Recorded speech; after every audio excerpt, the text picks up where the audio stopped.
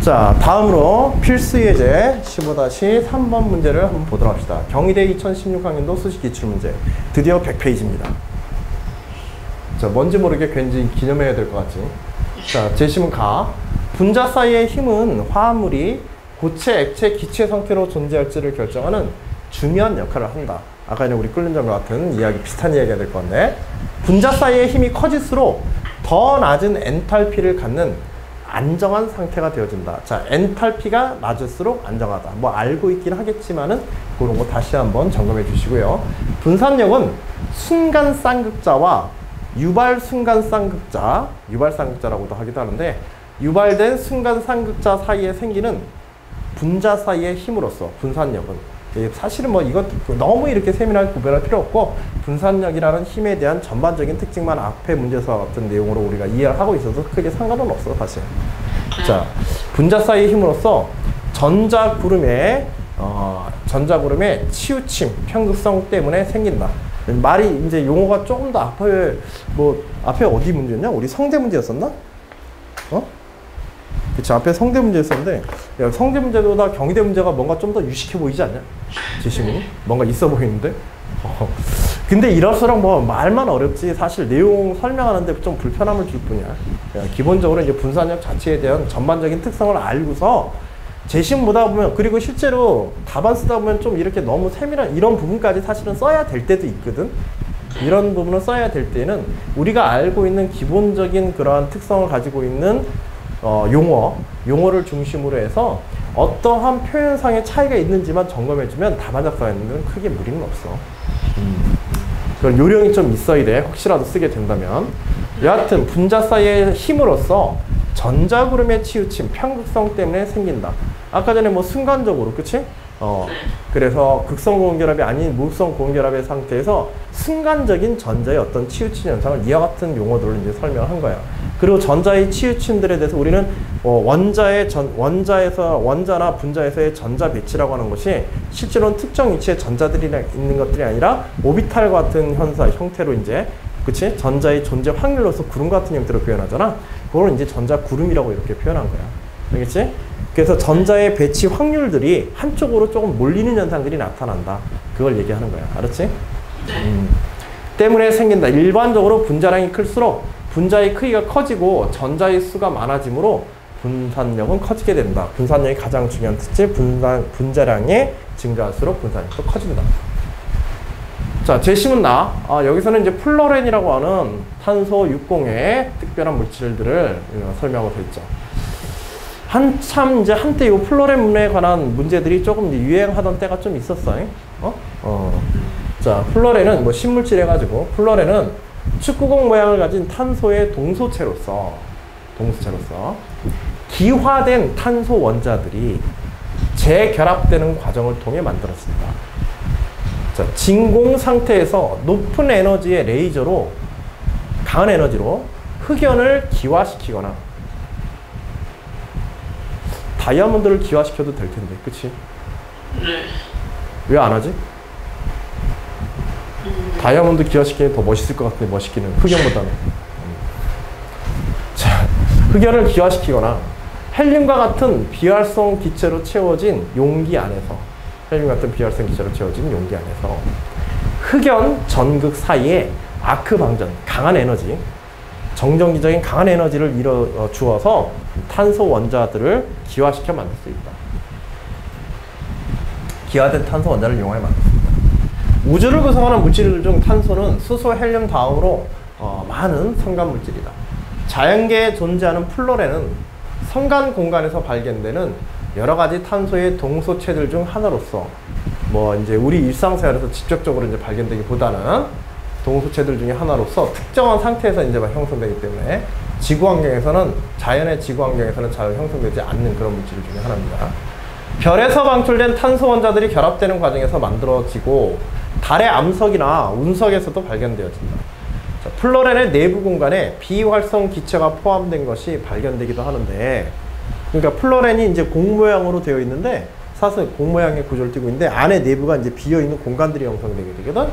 그런 내부 공간에 비활성 기체들, 18족 원소들에 의한, 영족 원소들에 의한 비활성 기체들이 포함된 것이 발견되기도 하는데, 이 기체들은 플로렌의 생성 과정에서 유입되거나 그림 3과 같이 높은 온도에서 플로렌에 일시적으로 만들어지는 구멍을 통해 유입되기도 한다. 자, 그림 2는 여기 뭐 화면에서는 좀 잘 안 보이지? 좀 어두워서. 교재에서 보시면 정확하게 있을 테고, 자, 탄소가 기화된 탄소들이야. 기화된 탄소의 단위체들이 이제 결합을 해가지고 결합되어지는 과정에 어느 정도 형성되어지는 중간에 외부 비활성 기체, 헬륨과 같은 비활성 기체들이 안으로 들어가고 위에 뚜껑이 덮이는 형태가 되는 거지. 그치? 그렇게 해서 이제 외부에서 유입되어 되는 경우와, 그 다음에 높은 온도에서 플로렌에 일시적으로 만들어지는 구멍. 원래 플로렌이 있는데 600도 정도의 강한 온도가 되어지게 되면 그 일부가, 사슬의 일부가 열리게 되고, 그 열린 사슬의 일부로 나중에 플로렌이 형성된 나중에 이렇게 들어가서 넣는 경우도 있다. 이거는 이제 인공적으로 집어넣는 경우가 많은 거지. 그치? 우리가 실제 기술상에서는 전자는 이제 플로렌을 최초 형성해서 넣는 방법이고, 후자는 형성된 플로렌을 특정 물질을 갖다 유입시키는 그런 이제 방법으로 사용하고 있는 거야. 그래서 플로렌의 구멍을 통해서 기체가 유입되는 과정을 보여주고 있다. 자, 문제. 헬륨, 질량수 4인 헬륨이 채워진 용기에 플로렌을 넣고 밀폐안을 600도로 5시간 가열했다니, 이거 그림 3의 방법이네요. 그쵸? 그림 3의 과정을 거쳐 내부에 헬륨 원자 1개가 포함된 플로렌이 전체 0.1%가 만들어졌다. 뭐 계산하게 하려나? 왜 이런 문제들이지? 자, 비활성 기체인 네온, 크리톤, 제논 등을 사용하여 동일한 실험을 반복하였더니 내부에 기체 원자 1개가 포함된 플로렌이 각각 0.2, 0.3%. 그러니까 네온과 크리톤 같은 경우에는 생성률이 증가했지. 그치? 네온과 크리톤 같은 경우는 생성률이 증가했는데, 가장 큰, 그렇게 보면 어떻게 이제 분자량이 클수록, 원자량이 크면 클수록 이 생성률이 커질 것이다 라고 이렇게 생각할 수도 있을 텐데, 그치? 생성률이 커진다라고 얘기할 수 있을 건데, 마지막에 제논 같은 경우에는, 제논 131 같은 경우에는 0.01%로 오히려 줄어들어 버렸어. 이런 원인들을 이제 설명하도록 요구하겠는 거겠지. 비활성 기체의 종류에 따른 생성물의 양이 제논이 가장 작고, 그 다음에 헬륨, 네온, 크리톤과 같은 순서로 되어지는 이유에 대해서 논술을 하시오. 자, 어떤 이유 때문에 그럴까? 여기서는 2가지 정도만 생각해서 이야기하면 충분해. 기본적으로 이 집어넣는 현상도 결국 플로렌과 우리가 넣으려는 비활성 기체의 어떤 친화력이 있어야겠지. 그치? 그 친화력이 있을수록 더 잘 들러붙을 거 아니야, 들어가서. 그치?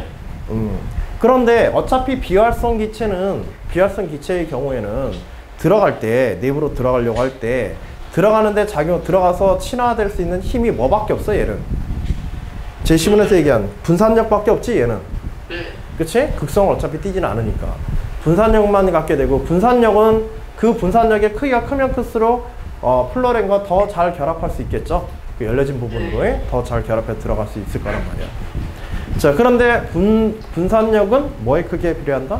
분자량에 비례한다. 그래서 분자량이 큰 원자량이자 분자량이 큰 이 비활성 기체들이지, 비활성 기체에서는 원자량이 큰 놈들이 분산력이 커서 어떻게 될 것이다? 그치, 더 많은 양의 뭐와? 플로렌과의 결합을 형성할 것이다. 그치? 자, 그런데 제논 같은 경우는 어떻게 된 거야? 제논은 왜? 이 예외적 현상에 대한 설명이 하나 들어가 있어. 저기 좀 까다로운 건데, 원자 번호가 이렇게 커지면 커질수록 원자 껍질 수도 어떻게 되게 돼? 커져요. 커지게 되고, 그 얘기는 결국 분자 자체의 크기가 커진다는 얘기지. 네. 그래서 같은 크기의 플로렌 분자에 대해서 일시적으로 조금씩 열리는 그러한 뚜껑 부분들에 들어가기에는 입자가 어떻게 된 거야? 제논 같은 경우는 크기가. 그치, 입자의 크기가 너무 커진 거지. 분산력의 문제가 아니라. 그치? 네. 특별히 이런 예외적인 현상들 같은 경우에는 이제 합리적으로 그런 생각들을 좀 해야 돼. 알겠지? 여기에 사용되는 기본적인, 여기서 얘기하는 기본적인 플로렌 속에 입자가 들어가는 현상이 어떤 구조와 과정을 통해서 이루어지는가를 이해해야만 가능한 거지. 네. 그치. 완성된 플로렌의 일부가, 그림상 같이 일부가 열리면서 들어가는 부분, 즉 입구가 한정되어 있다는 뜻이기도 하고. 오케이? 네.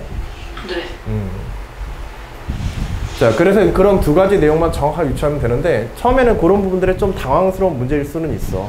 뭐 과학적 원리라기보다는 좀 직관적으로 그런 문제 해결력을 보여줘야겠지. 그치?